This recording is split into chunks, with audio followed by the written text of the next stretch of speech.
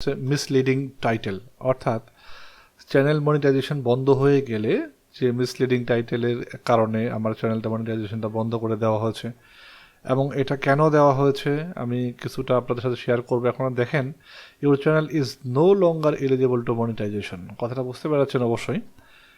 এবং নিচে রয়েছে, after reviewing your application we found that your channel does not follow all, অর্থাৎ YouTube monetization policy আমি follow করতে পারিনি। ফর দিস রিজন তারা আমার মনিটাইজেশনটা ডিজেবল করে দিয়েছে। এবং এখানে রয়েছে এবং রিভিউ আওয়ার ফিডব্যাক, কী করতে হবে তারা বলেছে, our review found that your channel contain the ফলোয়িংটা কি, মিসলিডিং টাইটেল, ঠিক আছে। এবং নিচে ছোট করে তারা লিখে দিয়েছে, tags or keyword added to the title of your video in order to increase view, অর্থাৎ আমি আমাদের ট্যাগটা ব্যবহার করেছি ভিডিও হয়তো ইনক্রিজ ভিউ বাড়ানোর জন্য, কিওয়ার্ড যেগুলো ব্যবহার করেছি ভিউ বাড়ানোর জন্য, সেটার জন্য তারা মিসলিডিং টাইটেল ধরা হয়েছে। এবং edit your channel and reply to monetization. তো আমি এখন আমার চ্যানেলটা একটু যাই, তো আমি একটা ভিডিও অন করছি আপনাদেরকে দেখানোর জন্য। দেখেন এখানে ভিডিওর যে ডিসক্রিপশনে যে ভুলটা আমরা করছি, এটা হচ্ছে লাস্ট জানুয়ারির 17 তারিখের আপডেটের পর থেকে, জানুয়ারির 4 তারিখের আপডেটের পর থেকেই এই অপশনটা তারা দিয়েছে যে এইগুলো থাকা যাবে না। অর্থাৎ আপনি ভিডিওর ডিসক্রিপশনে বেশি কিছু লিখতে পারবেন না। দ্যাট মিনস তারা বলছে যে মিসলিডিং টাইটেল হিসাবে আমরা ভিডিও ডিসক্রিপশনে অনেক কিছু লিখে থাকি, বিভিন্ন ধরনের লিঙ্ক আমরা শেয়ার করে থাকি। সেই লিঙ্কগুলোর জন্য এই প্রবলেমটা তারা বলছে।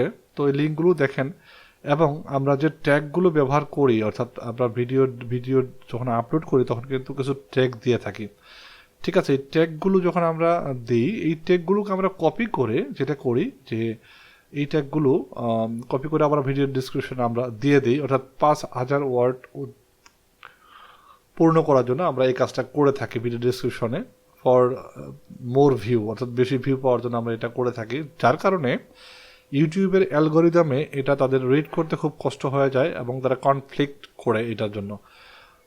এই জন্য তারা এই ধরনের অপশন দিয়েছে এবং এটাকে তারা বলেছে যে এটা এই ধরনের অপশন থেকে আপনাকে অবশ্যই বের হতে হবে। ফর দিস রিজন এই জন্য আপনাকে যেটা বলছি যে আপনি ভিডিও ডিসক্রিপশনে কখনোই যে ট্যাগগুলো আপনি আপনার ভিডিওতে প্রথমে ব্যবহার করবেন সেটা কিন্তু অবশ্যই আর দিবেন না, ঠিক আছে। এবং এই টাইটেলে অবশ্যই সামঞ্জস্যতা থাকতে হবে। যদি আমি একটু দেখাচ্ছি, দেখেন ওরা কী বলে, আপনি এই ভিডিওটা দেখে নিতে পারেন এই লিঙ্কটা ক্লিক করে। আমি ভিডিও ডিসক্রিপশনে লিঙ্কটা দিয়ে দিব, আপনারা চাইলে এই লিঙ্কে ক্লিক করে আসতে পারেন।